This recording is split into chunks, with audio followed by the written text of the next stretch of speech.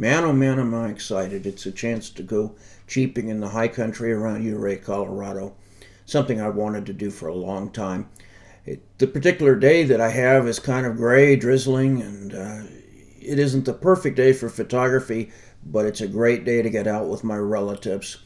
As we head out of town, I look up at the beautiful mountains on either side of me, and I remember the great Chief Ouray that the city's named after. He's a statesman way ahead of his time. He spoke both Spanish, English, and a number of the Indian languages. Actually traveled to Washington, D.C. to negotiate on behalf of his people. And he loved these mountains. He called them the big, beautiful, blue, shining mountains. And the Ute tribe is from southwestern Colorado, and all these lands were at one time their lands. Anyway, as we head out of town, I have one of those gray days in Ouray where the sun isn't shining and the light is being blocked by the mountains, but that's part of the charm when you're in the Switzerland of the United States. As we wind our way out of town, I'm really looking forward to this drive on 550. It's known as the San Juan Skyway, the $1 Million Highway. And right now, it's just the jumping off point for going up into the Red Mountain mining roads that are part of the Jeep trails in this part of the country. I have a great guy that's driving today. He's volunteered to allow me to ride along with him as his jump seat rider there on the right side of him, and I'm thrilled to have this opportunity. I don't know how he stands on having his identity released on YouTube, so I'll just say he's a great guy. And he has quite the vehicle. Actually, the off-road vehicles that we have are three pretty neat vehicles. We have two Rubicons, including the latest model, a highly customized Range Rover with all the skid pans to protect the oil pan of the engine. He has a winch. It's been set up so it can kneel down to make it easy to get in and out of. Once we turn off the $1 Million Highway, we start climbing. The terrain is not terribly technical as far as a Jeep road. There is significant elevation gain. Later in the day, though, the rain intensifies and we start having to worry about our trails being crossed by streams, and that kind of cuts our day short. Two of the surprises for me were the fact that we didn't see any other vehicles other than some motorcyclists that I'll put a photo in. They surprisingly were from Manhattan, Kansas, involved with the university. They're great guys. I talked to them. Used to ride motorcycles, and they were having a trip of a lifetime. And as I was, the scenery up there, every corner you would come around, and there was something to look at. Either a beautiful vista of mountains, wildflowers, all kinds of abandoned mines, even mine shafts right there on the side of the road, and just a beautiful part of the world that I would like to get back to and view again. Most of the drive I could have made actually with my two-wheel drive pickup. The biggest challenge would have been the elevation. We got up over 12,000 feet and well above the tree line. And as I mentioned, the rain became more and more of a factor, and that would have been something that I would have worried a lot about with just a two-wheel drive vehicle. My truck has enough ground clearance that running aground wouldn't have been an issue, but as it became muddier, that would have been a definite factor. But I'm grateful for my cousins for allowing me to come along. I'm very grateful for the gentleman that allowed me to ride with him. As I got back to Ouray, I got a message from a dear couple that I've known for a number of years. I stayed with them in Israel. Their daughter stayed with me and my wife in our home to help finish up high school. So we've had a long-term friendship, and they gave me an offer that was music to my ears. I've always wanted to go down on 24 further than Buena Vista, down through the San Luis Valley, to see Alamosa, and then see the great Sand Dunes National Park, and then eventually join up with them down in the Cimarron Canyon State Park. And I'll share that in just a couple moments with you. The drive is absolutely beautiful, rimmed on the western side of 24 as you go by Leadville South. You'll just see beautiful mountain peaks. There are a number of 14,000-foot mountain peaks, in Colorado terms, 14ers, and the drive is spectacular. I got a later start than I wanted from Eagle towards Alamosa, and once on the road, I realized that that was going to cost me a lot of time. I hit the afternoon monsoon weather a lot sooner than I wanted to, and it added considerably to the drive time. It's normally about 3.5 hours from Eagle down to Alamosa. I had planned to stop and do a lot of photography because it was so scenic. In this situation, I took some photos, just some of the side roads, the headwaters of the Arkansas River, as I went down the valley, but the weather was such that I really couldn't stop and do any photography. It was either hailing or raining, and I really needed to get down to Alamosa to be in place for an early start to Great Sand Dunes National Park in the morning. The challenge there is I could visit the park, but I still had to get down to Cimarron Canyon, New Mexico, before about 1 o'clock in the afternoon because of the monsoon rains and hail that set in every afternoon.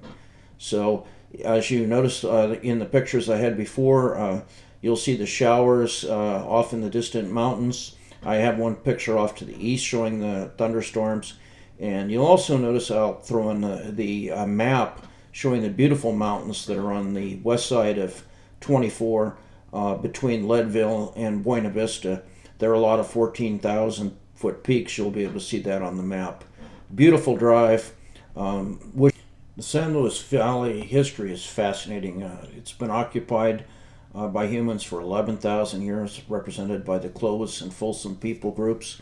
The Indian tribes in the area, the Ute, the Comanche, the Navajo, the Apache, have lived there for hundreds of years. The Spanish arrived in the area in the 1500s, and the settlers from the East in America didn't really get in there until our forts were established about 1852, and the gold rush really hit about 1870. But we were the latecomers. We were kind of the immigrants into that area, and I was reminded of that in a gentle conversation with a great guy.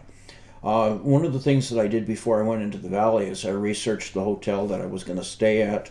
I decided to try the Sunset Inn. It had great reviews, and it's a high-dollar hotel at $59 a night, out the door at about $63 a night. So it fit the budget. It was in TripAdvisor rated 8.7 out of 10 stars, 4.3 on some of the other review sites. So looked like a great thing. It included a free breakfast in the morning, and that started really nice and early, so I could get a nice and early start. So that was my place to stay. I got to know Felix, the manager there, a fine Christian guy. Ended up getting to pray with Felix and his wife. Highly recommend the hotel. The other hotels in town weren't nearly as well reviewed.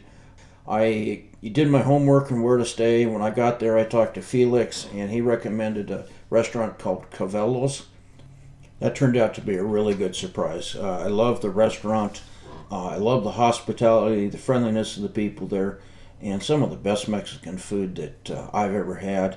One of the things that was really a positive for me is how authentic it was. For somebody that has traveled in Mexico, who's grown up in the Southwest, they had prickly pear cactus, they had pomegranates, they had a number of great fruits and vegetables, some of which I've only seen down in the areas of Guadalajara, Mexico, and just had a wonderful experience, and highly recommend it. Very well reviewed Mexican restaurant. I would go back tomorrow if I could. I'd planned the night before. We called it flight planning, but I was going to do fly-by of Great Sand Dunes National Park. I didn't have the time to do the hikes there, but by doing the flight planning, I had a pretty good chance to get some photographs. Realized that a lot of the good photos might be a little bit further back than too close to the dunes. When you get there, the dunes are pretty spectacular just because of the people that are populating all the dunes, but also the vantage points of the mountains in the background in relation to the dunes. I found a particular tree that pointed towards the mountains, so I tried to take advantage of that in a couple of the photos. Also, I was looking for anything that could provide composition with the dunes. One of the challenges with the dunes is the fact they're a monocolor. They're all the same color, And I've noticed that in a lot of the photographs that other photographers took. So basically, I had to get up early enough that there would be some shadows still on the dunes. And I attempted to get there just as quickly as I could. And the drive was a little farther than the brochures would have you believe by the time you actually went in the park entrance and went to the parking areas. And then I had to beat it out of there to get down to Cimarron Canyon before the monsoon started. The drive from Great Sand Dunes down to Cimarron Canyon is a fairly remote area, and I didn't stop for gas or for food. Actually, there weren't a lot of opportunities to eat if I wanted to, so the best thing was to book it down to join up with Paul and Tina in the canyon, and I was just overjoyed to see him. I got there before the monsoon started. Just a little bit about Paul and Tina. They've traveled extensively. Now they're full-time RVers now, and I'm going to show their fifth wheel, which is their home. Before this, they lived in a sailboat and traveled around the world, visited 51 countries, and Paul partook of tent-making professions. He's got a story with his wife that they really need to share. They've written a book.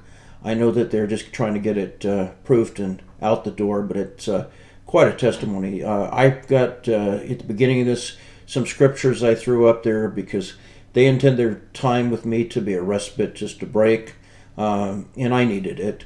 Paul's like an older brother to me. We've been kind of blessed with this red hair and freckly complexion, and he always speaks good words of wisdom, and it's worth listening.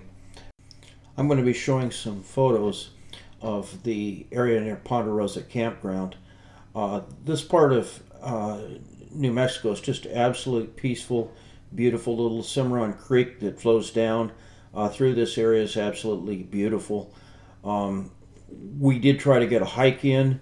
The next day we got an early start. It turned out to be quite challenging. The final grade was too steep for us. With the rain on the slope, it was extremely slippery, and we didn't have too much problem going up, but then we realized that coming down was going to be a real problem.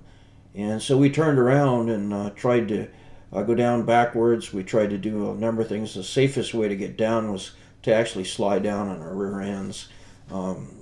Not graceful, but a lot of fun. Paul kind of shook his head and went over and found a tree in a meadow not too far away that was kind of like a ladder down the slope, and I think he did it the smart way, but Tina and I might have had more fun, except for the fact that you'll see she has a rock under her rear end as she's sliding down the mountain. But beautiful location. I'll share a little video here of the afternoon hailstorm. We had to take a little refuge under a tree, and Paul has a little comment about every time I visit we have some kind of an adventure. Yeah, I gotta tell you, there's no telling what happens when Bruce comes to visit.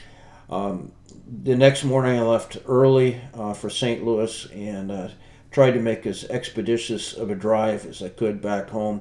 There were a lot of things waiting for me there, and besides, I'd been on the run almost 2 months and was tired of traveling, tired of being hot, and I had one luxury there in the canyon of Cimarron is I was actually cold at night, so I'll take that over being 90 degrees and trying to sleep in the heat. Anyway, when I got back, it was a chance to step into real life. One of my good friends had lost his wife, and I just really felt that I was called to be there with him. You know, there's not much you can say, but sometimes being with a friend in that situation is what we're called to do.